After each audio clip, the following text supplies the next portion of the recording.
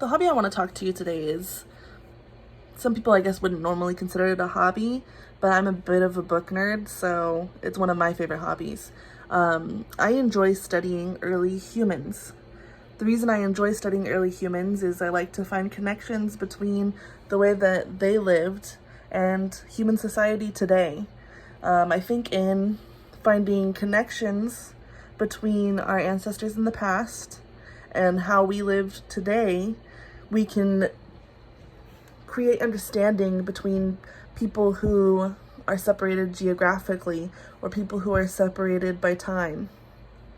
So I want to talk to you a little bit about how there was an amazing discovery found from an early human.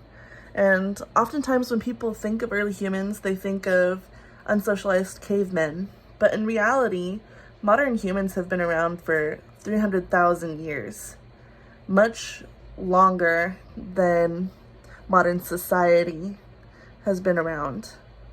The majority of our existence as humans happened within a period before history even started being recorded through language.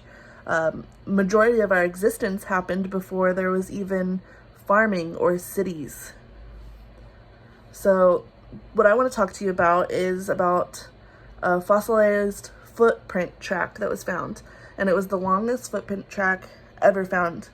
And it belonged to someone who lived in the late Ice Age, about 10,000 years ago. And the footprint trail is covering about 1.5 kilometers.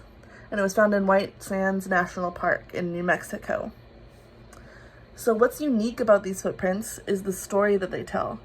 Based on the size of the footprints, scientists are able to surmise that they belonged to a young woman and a toddler around the age of 2. So they're able to, through that information, come up with the idea that it was most likely a mother and her child. The footprints tell the story of a young mother carrying her toddler, rushing through a sudden storm. This is evidenced by the slips of her feet in the mud along the way. And they can tell, based on the impressions in the mud, that for the majority of the time, she was carrying this 2-year-old. The reason that they know that there's a 2-year-old at all is because there are some times where the mother did put down her child and the child's footprints appear next to hers.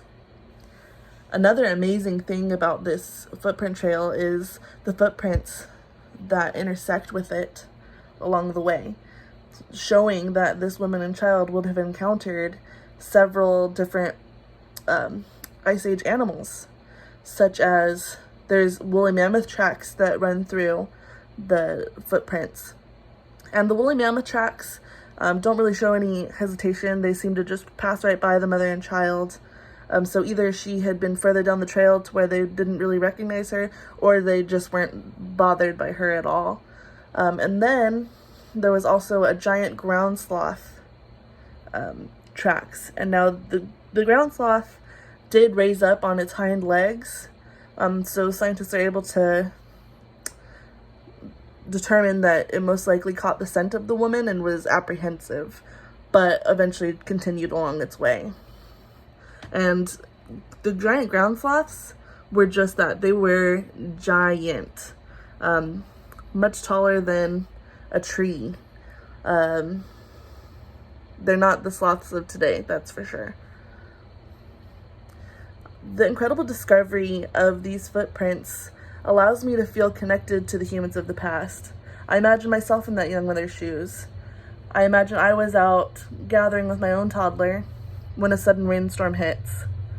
I believe all of us would have reacted the same, and we would have hiked the child up on our hip and rushed back to our shelter.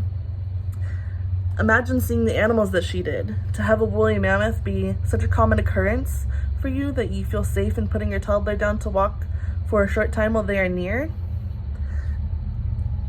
That's why I enjoy studying early humans as a hobby. It's not hard to forget that the way that humans operate now is such a small time in our history. It helps, though, to see that we are not so far off from our ancestors and how they lived. We share the same instincts and some of the same behaviors. We would all run to get our child out of a rainstorm.